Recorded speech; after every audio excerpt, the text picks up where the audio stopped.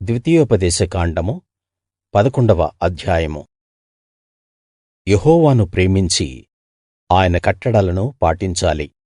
కాబట్టి మీరు మీ దేవుడైన యెహోవాను ప్రేమించి ఆయనను అనుసరిస్తూ ఆయన కట్టడలను, విధులను, ఆజ్ఞలను అన్ని వేళలా పాటించాలి. మీ దేవుడు యెహోవా పంపిన శిక్షణ గురించి, ఆయన గొప్పతనం, ఆయన బాహుబలం, ఆయన ప్రభావం గురించి తెలియని మీ పిల్లలతో చెప్పడం లేదని మీరు గ్రహించాలి.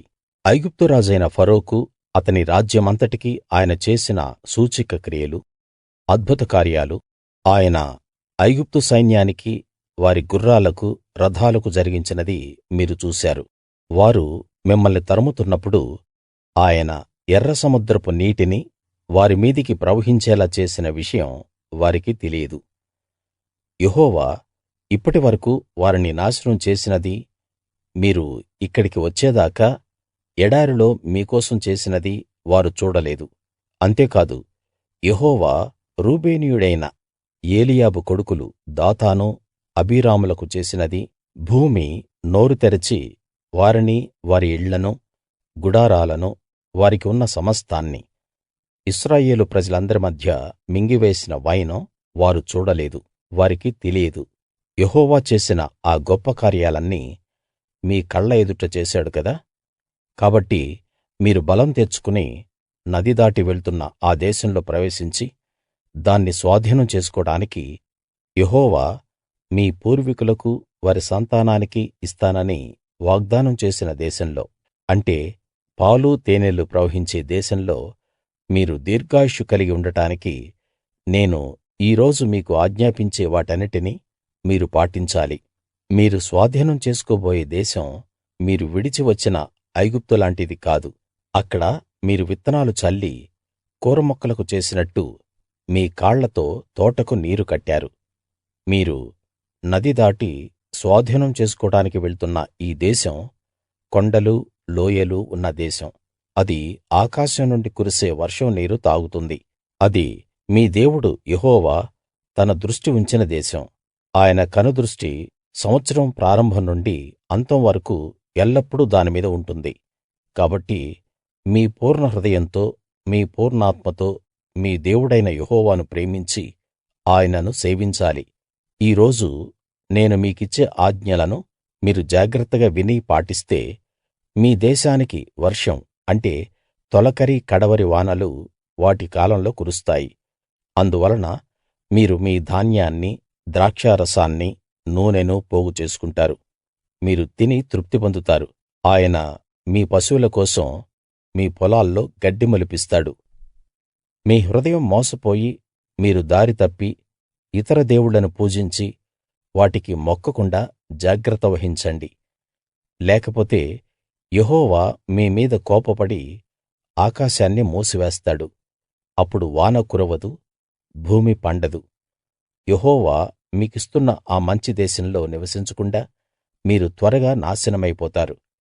కాబట్టి మీరు ఈ నా మాటలను మీ హృదయాల్లో, మనసుల్లో ఉంచుకోండి. వాటిని మీ చేతుల మీద సూచనలుగా కట్టుకోండి. వాటిని మీ నుదిటి మీద బాసికాలుగా ఉండనివ్వండి. మీరు మీ ఇంట్లో కూర్చున్నప్పుడు, దారిలో నడిచేటప్పుడు, నిద్రపోయే ముందు, లేచినప్పుడు వాటి గురించి మాట్లాడాలి. వాటిని మీ పిల్లలకు నేర్పించాలి.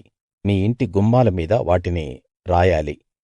ఆ విధంగా చేస్తే యెహోవా మీ పూర్వీకులకు ఇస్తానని వాగ్దానం చేసిన దేశంలో మీరు జీవించే కాలం, మీ సంతతివారు జీవించే కాలం, భూమిపై ఆకాశం ఉన్నంత కాలం విస్తరిస్తాయి. మీరు మీ దేవుడు యెహోవాను ప్రేమించి ఆయన మార్గాల్లో నడుస్తూ ఆయనకు కట్టుబడి నేను మీకు ఆదేశించే ఈ ఆజ్ఞలన్నిటినీ జాగ్రత్తగా పాటించాలి. అప్పుడు యెహోవా మీ ఎదుట నుండి ఈ జాతులన్నిటినీ వెళ్ళగొడతాడు. మీరు మీకంటే బలమైన గొప్ప జాతి ప్రజల దేశాలను స్వాధీనం చేసుకుంటారు. మీరు అడుగుపెట్టే ప్రతి స్థలం మీదవుతుంది. ఎడారి నుండి లెబానోను వరకూ, యూఫ్రటీసు నది నుండి పడమటి సముద్రం వరకూ మీ సరిహద్దుగా ఉంటుంది. ఏ మానవుడూ మీ ఎదుట నిలవలేడు.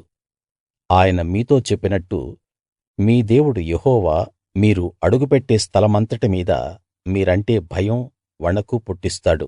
చూడండి, ఈ రోజు నేను మీ ఎదుట దీవెనను, శాపాన్ని ఉంచుతున్నాను. నేను మీకాజ్ఞాపించే మీ దేవుడు యెహోవా ఆజ్ఞలను మీరు విని వాటిని పాటిస్తే దీవెన కలుగుతుంది. మీరు వాటిని విని పాటించకుండా నేను మీకు ఆజ్ఞాపించే మార్గాన్ని విడిచిపెట్టి అప్పటి వరకూ మీకు తెలియని ఇతర దేవుళ్ళను అనుసరిస్తే మీకు శాపం కలుగుతుంది. కాబట్టి మీరు స్వాధీనం చేసుకోబోయే దేశంలో మీ దేవుడైన యెహోవా మిమ్మల్ని రప్పించిన తరువాత గెరిజీము కొండ మీద ఆ దీవెనను, ఏబాలు కొండ మీద ఆ శాపాన్ని ప్రకటించాలి. అవి యొర్దాను అవతల పడమటి వైపు మైదానం మార్గం వెనక, మోరేలోని సింధూర వృక్షాల ప్రక్కన, గిల్గాలు ఎదురుగా అరాబాలో నివసించే కనానీయుల దేశంలో ఉన్నాయి కదా.